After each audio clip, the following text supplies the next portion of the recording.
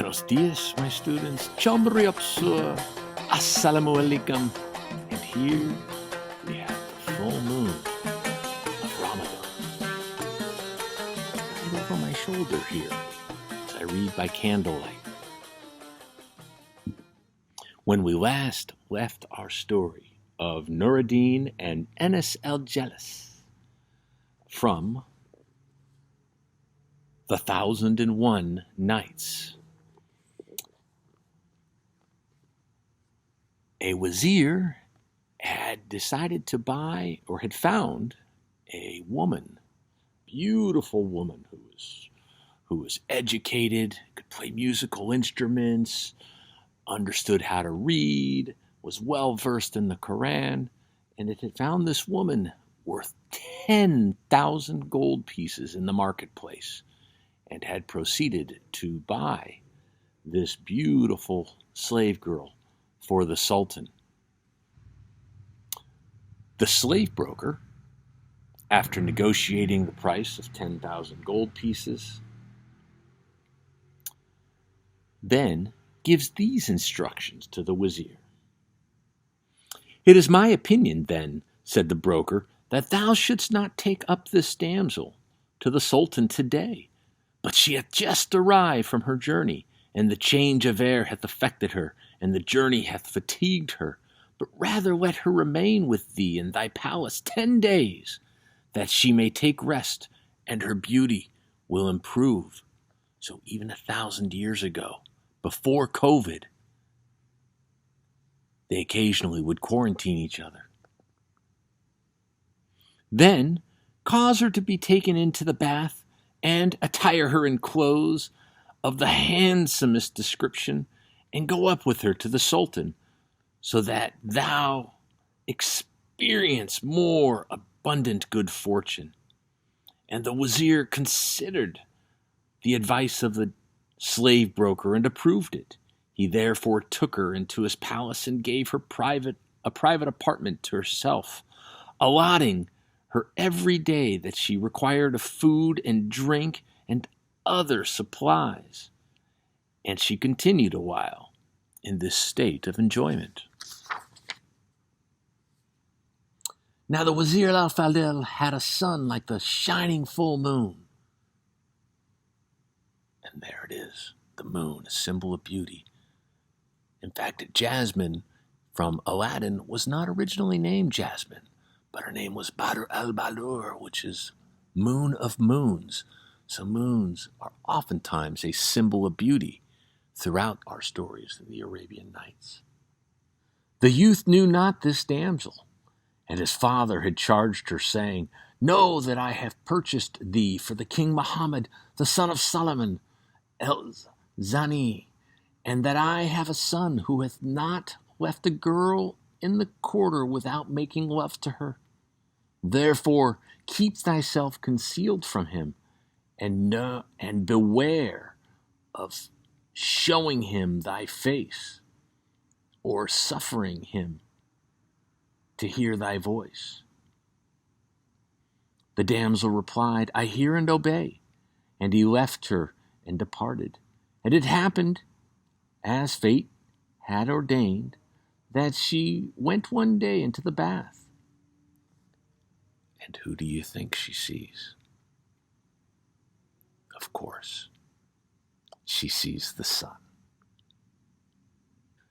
So, even though the slave girls watching over the bath are commanded, suffer no one to go up and into the damsel, and they replied, "We hear and obey."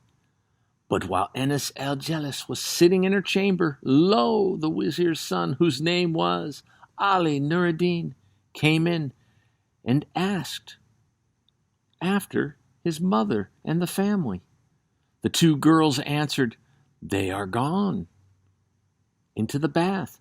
Now the damsel Enis-el-Jelis heard the speech of Ali Noureddin, and she sat in her chamber, and she said within herself, "I wonder what this youth is like, of whom the Wezir hath said that he hath not left a girl in the quarter without making love to her.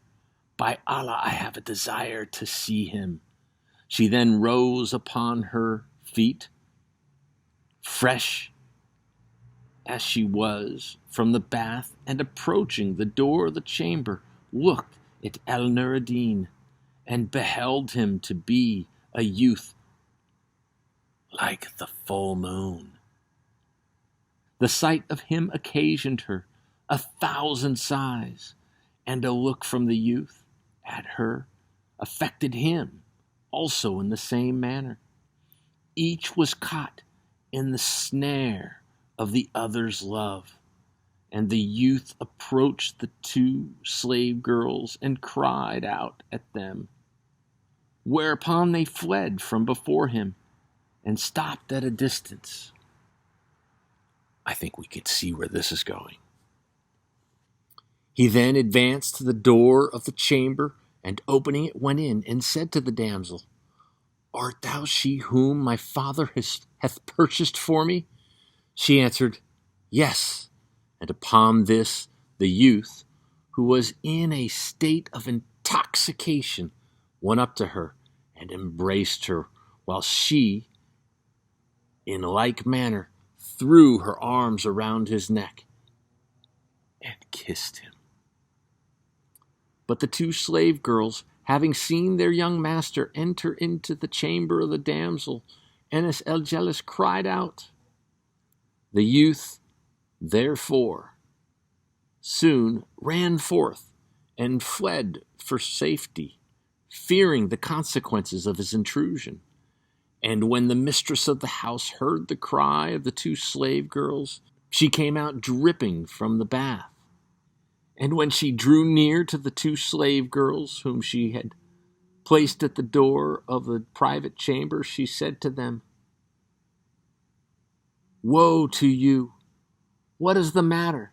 They answered, as soon as they beheld her, Our master Noureddin came to us, and he beat us, and we fled for him, and he went into the chamber of Enis-el-Jelis, and when we cried out to him, he fled. The mistress of the house then went to Enis-el-Jelis and said to her, What is the news?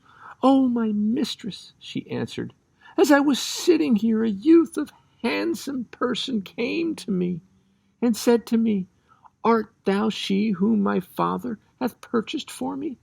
And I answered, Yes, by Allah. Oh, my mistress, I believed that what he said was true.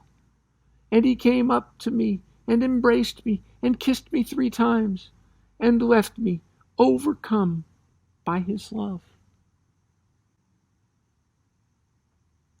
Well, that'll be it for tonight. I can't wait to see what happens to this love story tomorrow. Good night, Sentry.